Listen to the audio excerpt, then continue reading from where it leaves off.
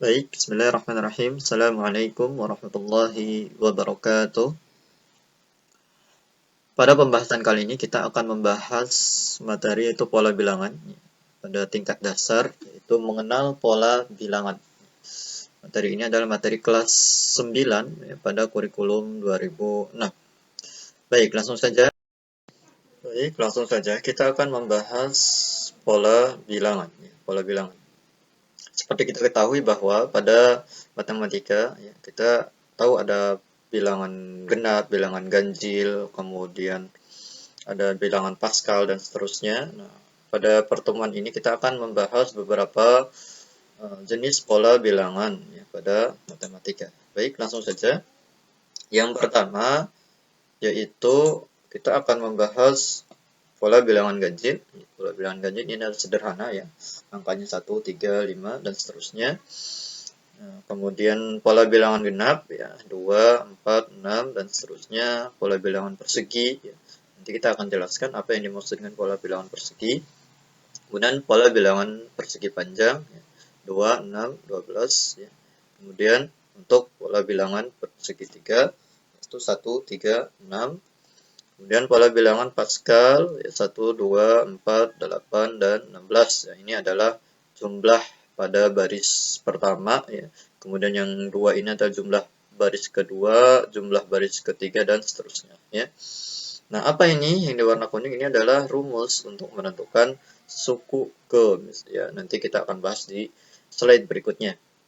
Tapi kita tidak akan membahas semuanya ya. Yang akan kita bahas ya di antaranya ganjil, genap, persegi dan Pascal. Untuk persegi panjang dan segitiga ya nanti bisa dilihat di referensi, apabila ada kesulitan bisa ditanyakan. Baik, pola bilangan ganjil ya, pola bilangan ganjil. Pola bilangan ganjil ya kita tahu angkanya 1, 3, 5 dan sampai n ya, kita nggak tahu nih keberapa nih ya angkanya. Kemudian kita lihat suku ke-1 bilangan ganjil adalah 1, suku kedua bilangan ganjil adalah 3 dan seterusnya. Berapakah suku ke-20 ya, jika kita ditanya berapa suku ke-20. Nah, itu kita sudah lihat ada rumusnya ya, ada rumusnya tadi. Nanti bisa dicatat rumusnya ya. Ya, baik, lihat rumusnya nih. Ya, 2n dikurangi 1. Jadi gampang. Kalau kita ditanya berapa suku ke-20 dari barisan ini nih ya, bilangan ganjil ini ya, kita tinggal mengganti nilai n ini dengan angka 20 ya. Ini 2 dikali 20, 2n dikurangi 1, 2 dikali 20 dikurangi 1, 40 ya. 2 dikali 20 adalah 40 dikurangi 1 sama dengan 39. Jadi baris ke 20 ya adalah 39. Dan kalian bisa menentukan kalau ditanya berapa baris ke 10. Ada yang tahu? Ya, bisa ditentukannya dengan rumus ini ya. 2 dikali 10 ya, 20 dikurangi 1. 19 ya. Itu pola bilangan genap. Ya, pola bilangan genap. Kita lihat angkanya 2, 4, 6 ya, sampai ke n. Kemudian suku ke-1 bilangan genap adalah 2 ya, lihat ini. Suku kedua bilangan genap adalah 4 dan seterusnya ya.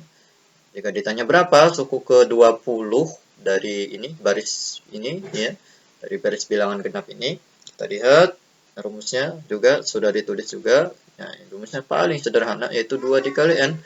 Ya, tinggal mengganti n itu dengan nilai yang ditanya. Kalau ditanya 20 berarti 2 dikali 20. Kita bisa langsung jawab 2n, 2 kali 20 sama dengan 40. Berarti suku ke-20 pada baris bilangan genap adalah 4.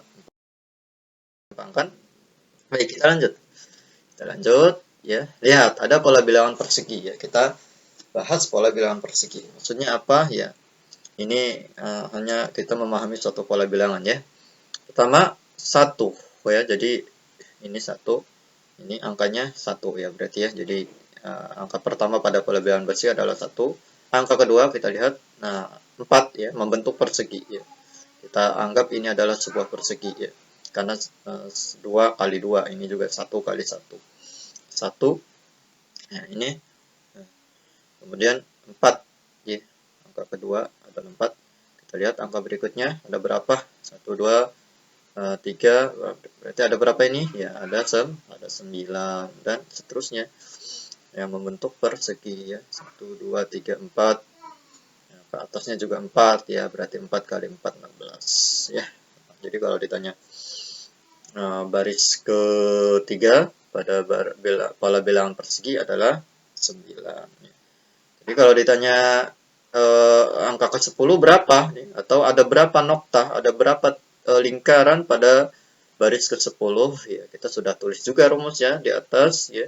Kita lihat rumusnya, kita lihat rumusnya adalah n kuadrat ya, gampang ya. Jadi kalau ditanya baris ke-10 ya tinggal n-nya diganti dengan nilai 10 ya. N ini diganti dengan nilai 10. 10 kuadrat sama dengan 100. Jadi ada 100 noktah ya, atau ada 100 lingkaran pada baris bilangan persegi urutan ke-10. Baik. Kita lanjut pola bilangan Pascal. Nah, lihat untuk pola bilangan Pascal kita akan bahas sekarang ya. Jadi seorang ilmuwan matematika menemukan segitiga Pascal ya. Ini sederhananya kita lihat, nanti secara penggunaan mungkin secara detail tidak akan dibahas di sini ya. Tapi ini akan dibahas di materi-materi yang lain.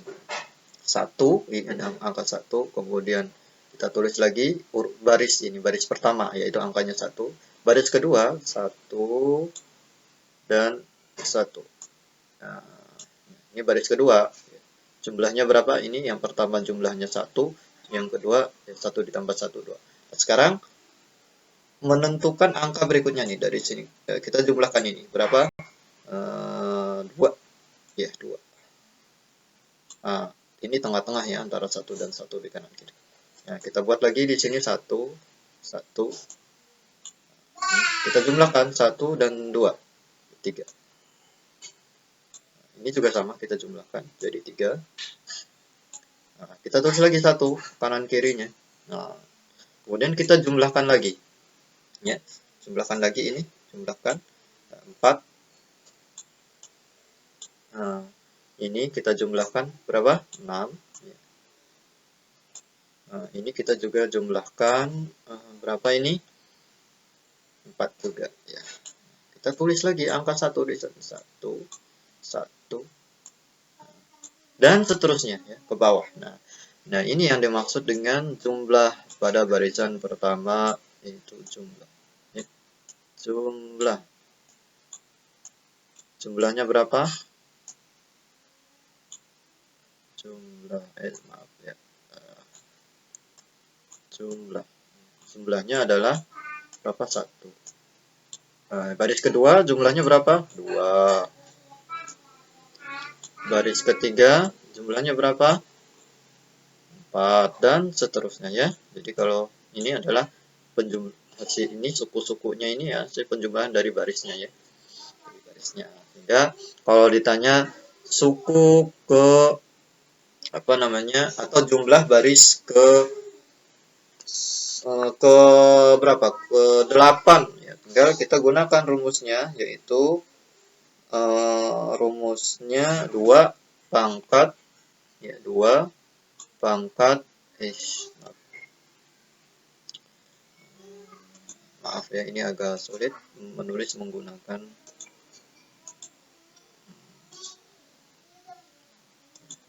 mouse ya. Jadi, rumusnya adalah 2 pangkat n dikurangi 1 ya. Jadi kalau ditanya yang paling sederhana dulu deh, 2 pangkat 6 ya, baris ke-6 ini 1 2 3 4 5. Kalau ditanya baris ke-6 nih, ini di bawah ini ya, berarti 2 pangkat 6 dikurangi 1. 2 pangkat 6 dikurangi 1 ya, 2 pangkat 5. Ya, 2 pangkat 5. Berapa 2 pangkat 5? Bisa dihitung ya. 2 pangkat 5 berarti itu 2-nya ada 5 ya. 2 kali 2 4, 2 kali 2 4 kali 2 8 kali 2 16 kali 2 ya, berarti 30. Ya, gampang ya, semua gampang. Tinggal ada rumusnya juga sudah ada, tinggal diterapkan rumusnya ya.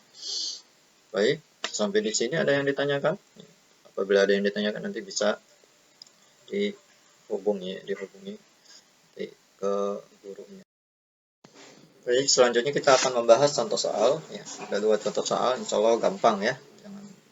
Ini mudah sekali. Baik, kita perhatikan. Berapakah bilangan persegi panjang ke-6 dan 9? Penyelesaian. Rumus ya, suku ke n ya, suku ke n-nya adalah n dikali n plus 1 ya. Ini rumusnya.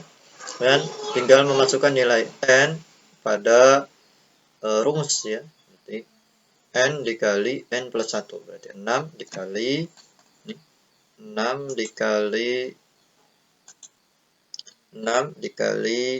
ditambah 1. 6 tambah 1 adalah 7. 6 kali 7 adalah 42. Dan berikutnya suku ke 9 berarti n-nya diganti dengan 9. 9 dikali n plus 1 ya. 9 ditambah 1 ya. 10. Berarti 9 dikali 10 adalah 90. Ya, jadi bilangan ke-6 adalah 42 dan bilangan ke-9 adalah 90. Gampang kan ya? Tinggal mengingat rumusnya saja, insya Allah mudah. Contoh soal yang kedua. Nah, ini jadi kalau ada suatu bilangan dirumuskan dengan seperti ini, ya kita juga bisa menentukan angka-angka tersebut ya dengan pertanyaan seperti ini, misalkan tentukan barisan yang terbentuk jika polanya adalah AN sama dengan 2N pangkat 2 ditambah 2. Nah, tinggal kita mengganti nilai N itu dengan urutan, ya urutan pertama, urutan kedua, ya 1, urutan kedua, urutan ketiga.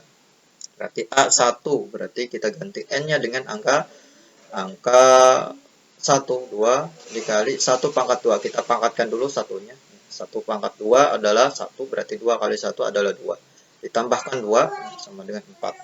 Kemudian A2 kita ganti N-nya dengan 2. 2 dipangkatkan dulu dengan 2, berarti 2 pangkat 2, 4. 2 kali 4 sama dengan 8.